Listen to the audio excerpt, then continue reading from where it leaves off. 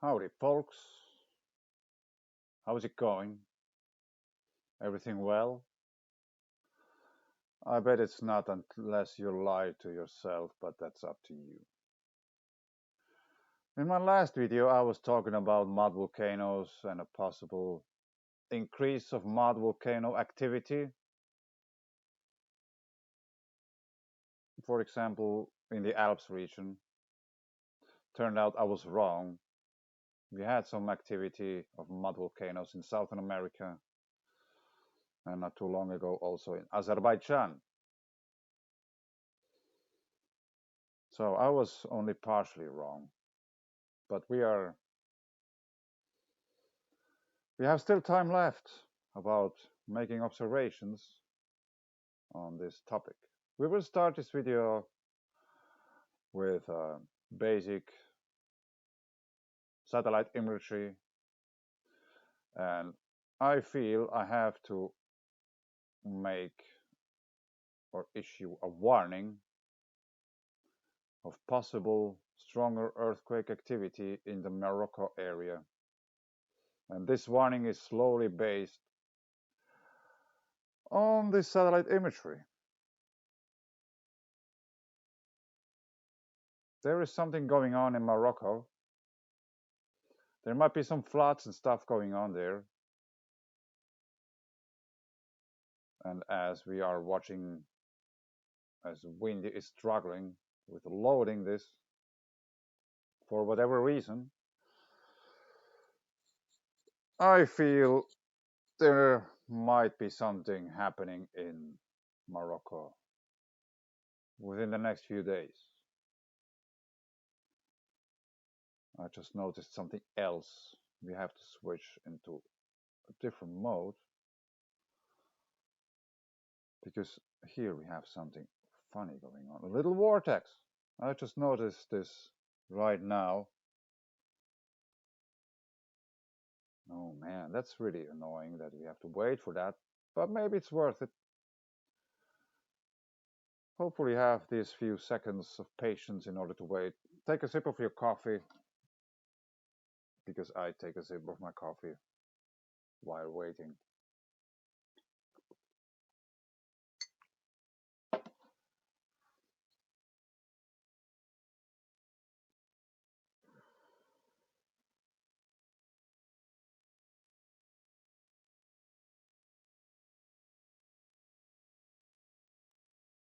Yeah, that looks interesting.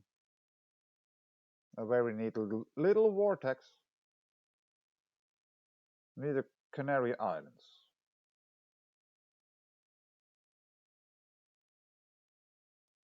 There we are, too close.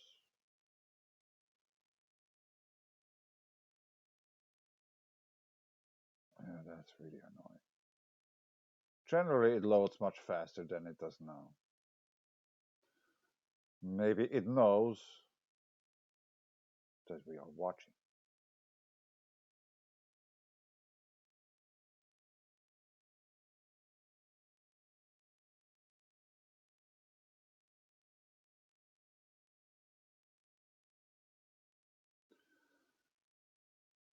Yeah, that's interesting. A little vortex happened there.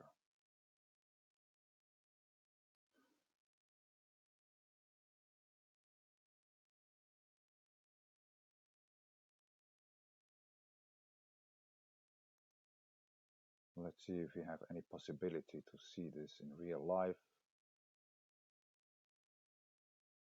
Probably not, because this is not really pointed upwards.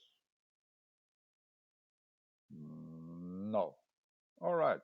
So let's go on to the next map, so to say. We are watching at earthquakes since yesterday, so we are within a 24-hour time frame.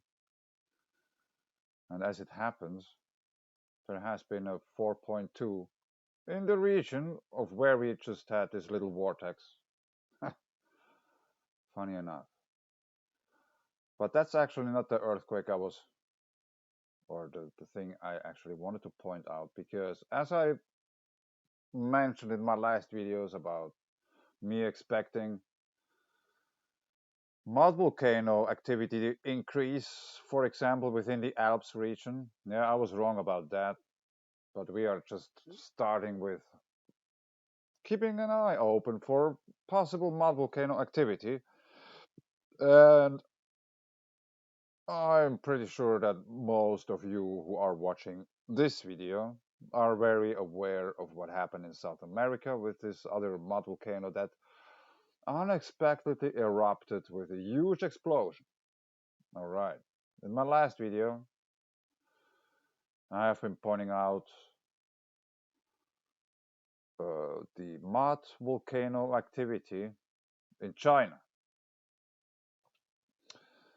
We have here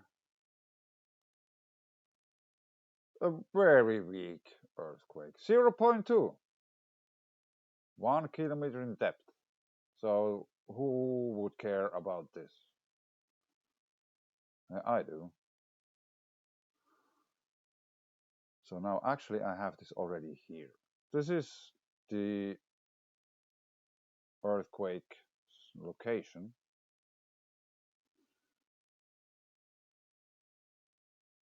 And I think I have to, maybe, let's see, I have to put this off, otherwise it disturbs too much.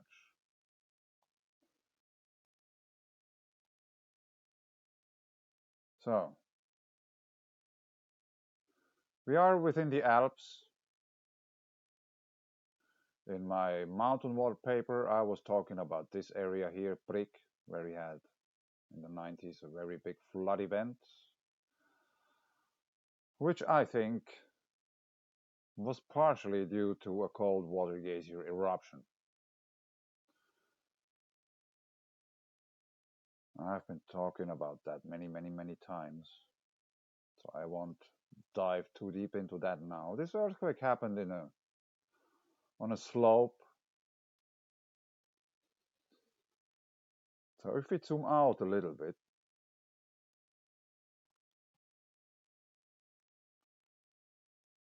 and still zoom out a little bit, and go over here. No, it's actually not this one. You have to zoom out still a little bit more, I guess.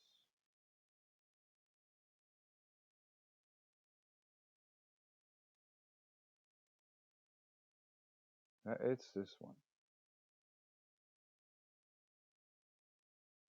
So here we have the quake, and here we have Montblanc, and one of my favorite glaciers within the Alps. And this is the favorite area of this glacier, at least to me. Obviously, we seem to have a hole within the glacier. And otherwise, some very interesting patterns here going on. And just for perspective, let's measure this out. The quake activity to my favorite part of that glacier.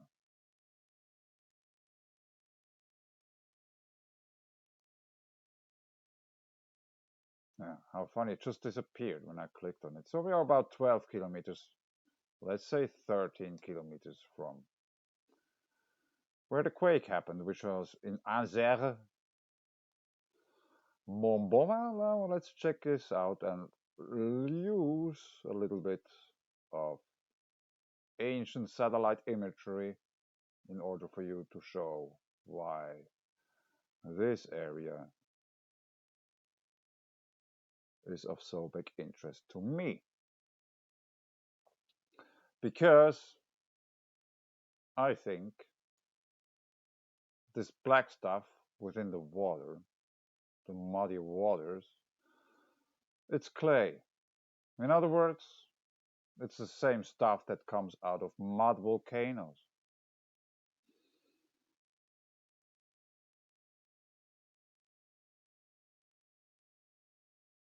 Then 2015, there isn't too much to see here.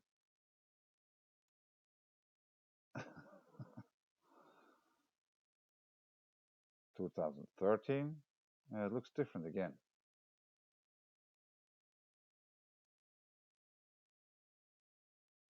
But it's the same spot. 2009. Well, nothing happened. 1985. Not there. You cannot really make anything up here in this picture. 2016. We have this. So I found a very interesting map application, Esri World Imagery way back. Yeah, it's a satellite way back machine. Now let's try and find the same glacier once again and have a look at the same glacier with some other imagery. This you just have seen before. Same picture of a little bit lower quality. Now let's go through. The thing is, here on the side you have those. You can't just scroll over these. And it will show you different kinds of imagery.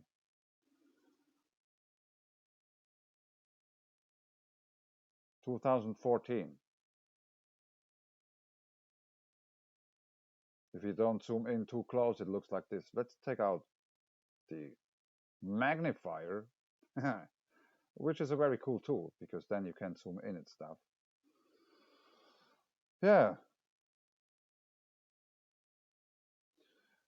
One could call this somewhat of a dome, right? Like we would have on volcanoes. 2016. Yeah.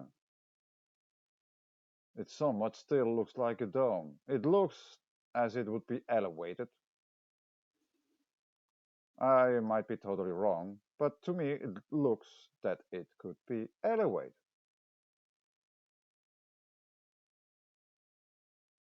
Here we just see the cracks, here is some opening, here is some crack. 2020. Yeah, it doesn't really change too much compared to the last. 21. Yeah, it has been snowing a little bit, not too much change. And then 2021.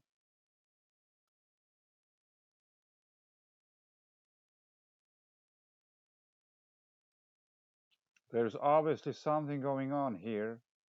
And as you can see, there is a huge hole in the glacier.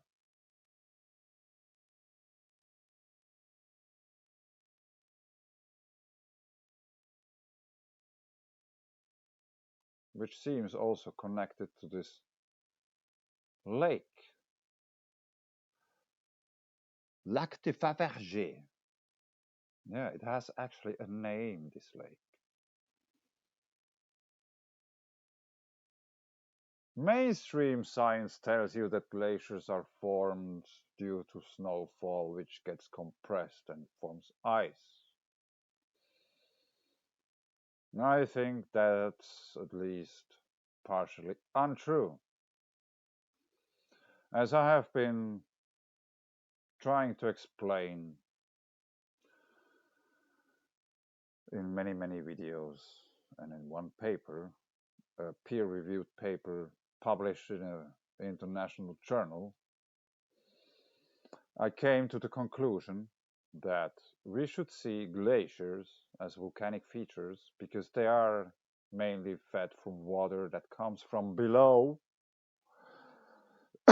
Okay, there's every now and then we have snowfall, but it doesn't really do anything to the glacier.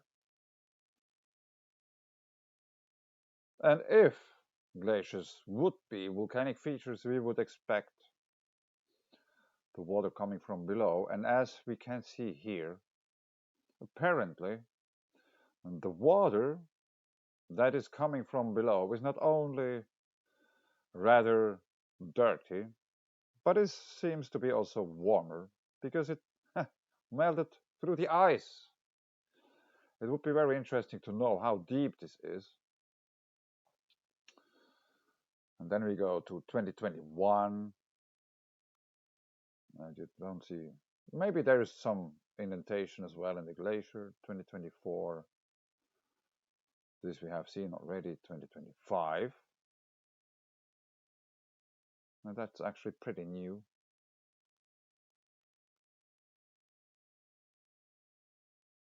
And there's a hole again.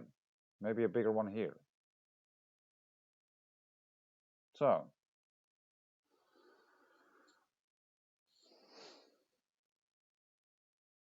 I just wanted to show you this because I think that's pretty amazing. Was it 2020?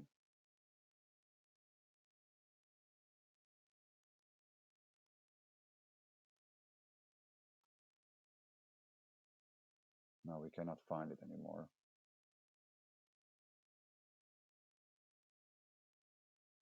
2022. 2021. So we have a huge hole within the glacier. Muddy waters. And as I have explained many times, the concept of geothermal activity is basically only talking about the temperature and water. So, if the water that is coming out of the ground has a temperature of 0.1 degrees Celsius, it has a very low geothermal potential, but it has a potential. In other words, geothermal activity doesn't necessarily mean hot water. Okay? So now let's go back to the earthquake maps or map, because no, actually we don't. We will look at northern Italy. Just zoom out a little bit. Northern Italy. This area here, because if my theory is correct and very close to where this earthquake happened, we've just looked at the glacier very nearby where we had the hole in the glacier. And we know that we have many volcanoes here in Italy. For some reason they are not marked on this map. Let's take this other map.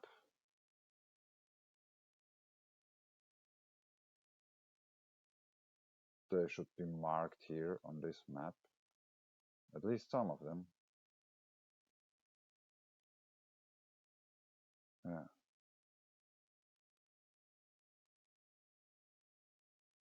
That might do the job in order for me to explain what I mean. We have all these volcanoes which are marked. Some are erupting, some are elevated activity, some are extinct, and all those black ones probably extinct, you know. Ursini volcano, extinct, right? And here there's nothing. No volcanoes in this whole area. The greater Alps region, the Po River Delta draining area. We have one volcano here, one here, and the closest according to this map is here. And of course we have the Heb Basin and Lagersee, the Eiffel volcano complex. But here we have a very big area of no volcanoes, right?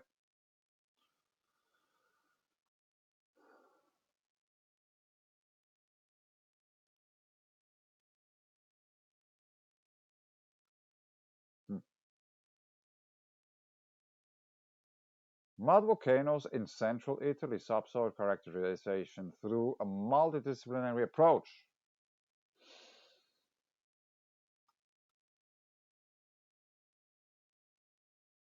Maybe I have to zoom in another way if I could only figure out how to do it. Here it is.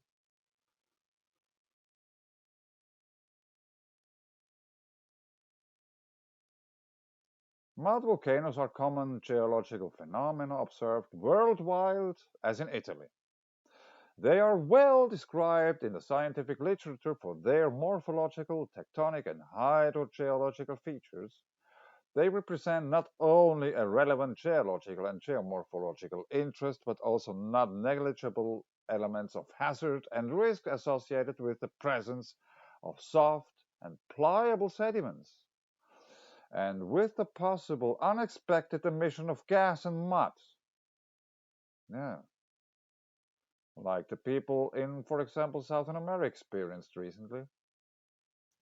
Therefore, the understanding of their structure and hydrogeological circuits in the surface is an important key to define hazard and risk conditions in the adjacent areas. As always, I will put links below to all the things I show, so you can take your time and go over them. Pinato mud volcano. Here is Rome. Pinato mud volcano.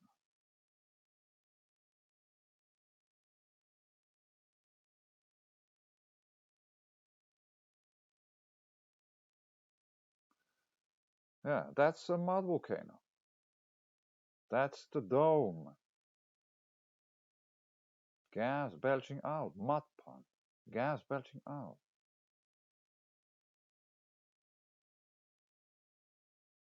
There's a mud volcano in someone's field. Piezometric surface and location of the monitored boreholes. So they are measuring electricity.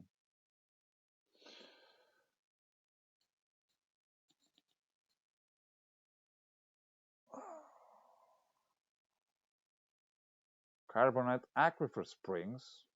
Yeah, mud volcanoes are very strongly associated to water,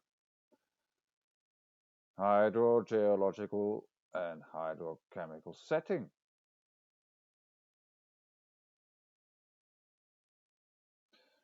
I think somewhere I saw where they were showing some temperature.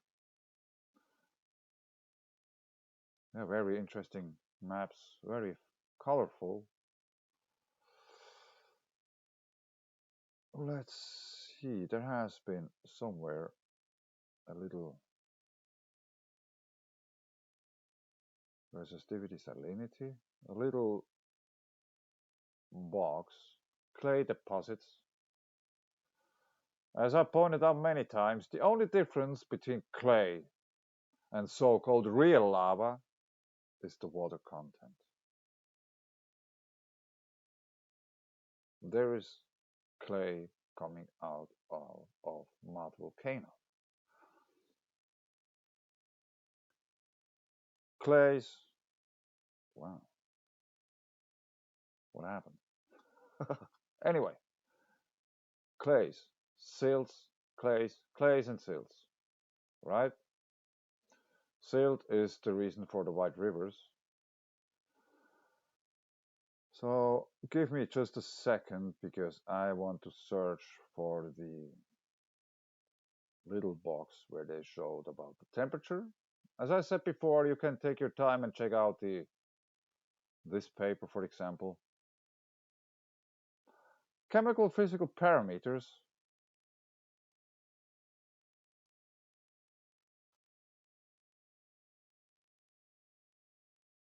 Chemical physical parameter of the groundwater from surrounding observation of the boreholes. Temperature 17.4, 15, 11, 15, 16, 15, 17. Yeah, that's all right. Almost hot, right? 17 degrees. Yeah. The geothermal potential starts at 0.1 degree plus.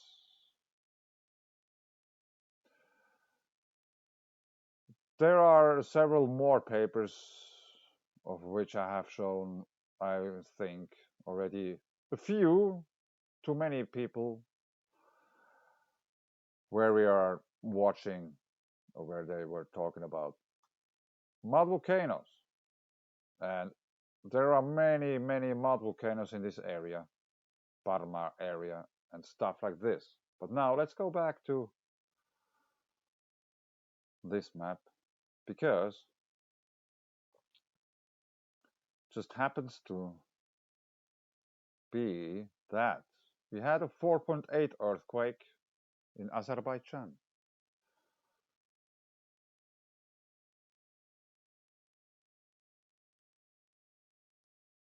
Basically, only a few hours ago. Now let's jump from this mud volcano to Azerbaijan, which is very well known for its mud volcanoes.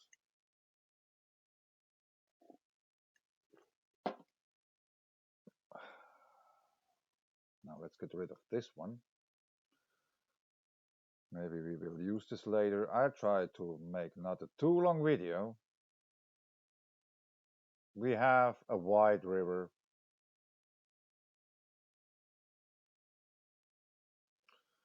Let's put on everything.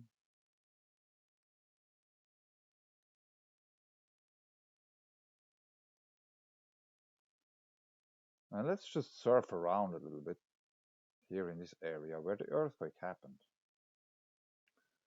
Let's check it out if we find something interesting.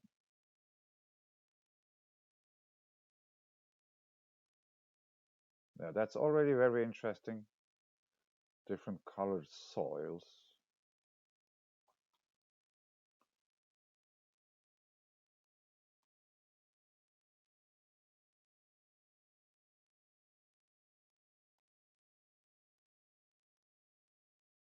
And I've been surfing around in this area for a little while already. Let me show you first something in order for you to get a grip of what we are looking at. So here is the quake. And now let's just zoom out far enough in order for you to show something. That's the quake location. And we are here. Baku.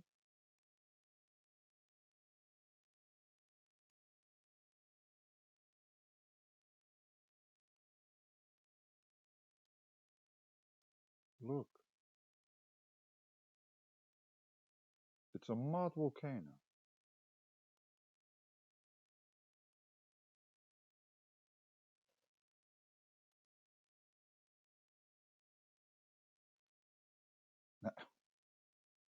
Happy Ox, yeah. He has a really nice car.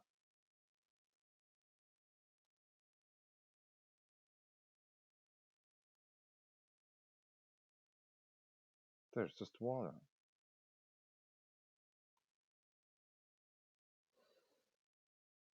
One of my claims is that basically almost all water springs have the potential being a mud volcano. If there is all of a sudden more water coming out of water springs, there is a slight possibility that the water might turn murky or muddy.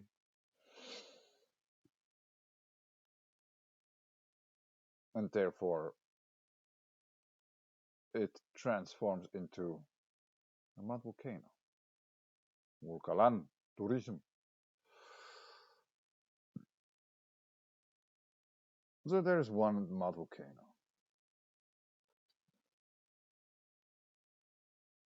Let's go back to the quake, or the quake location. Do we have any similar things happening in this area? Oh, check it out. Demirici mud volcano. So here's the quake, here's the mud volcano.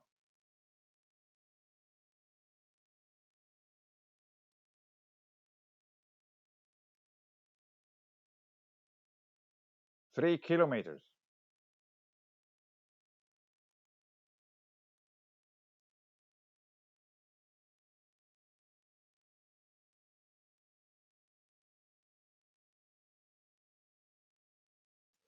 Now let's just make a little experiment and see if there's anything happening over time with this area. 2016, 2012. No, not really.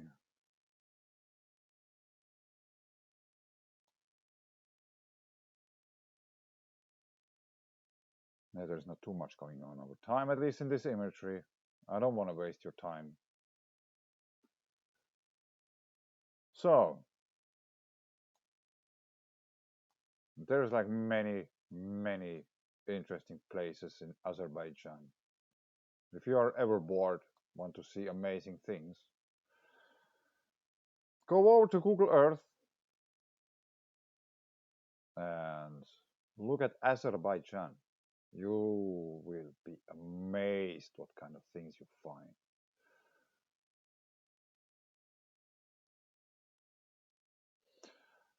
So, this is basically my little video, a little continuous video about mud volcanoes, which might get more active as we go further on in time.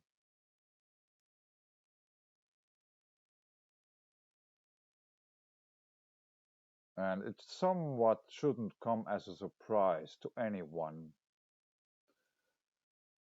when I claim that possibly the most common eruptive material on Earth is water, which obviously is not always pure, drinkable, clean water. Most often it's rather dirty. But after all, we are living on a water planet. And maybe in some near future we will talk about Norwegian coral reefs, Norwegian mud volcanoes out in the sea, and stuff like this. But that's still somewhere in the future.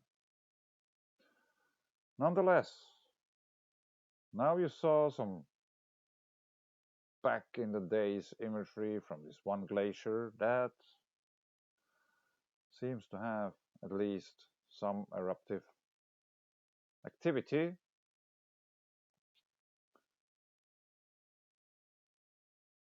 At this exact spot. Yeah, it might be a mud volcano after all.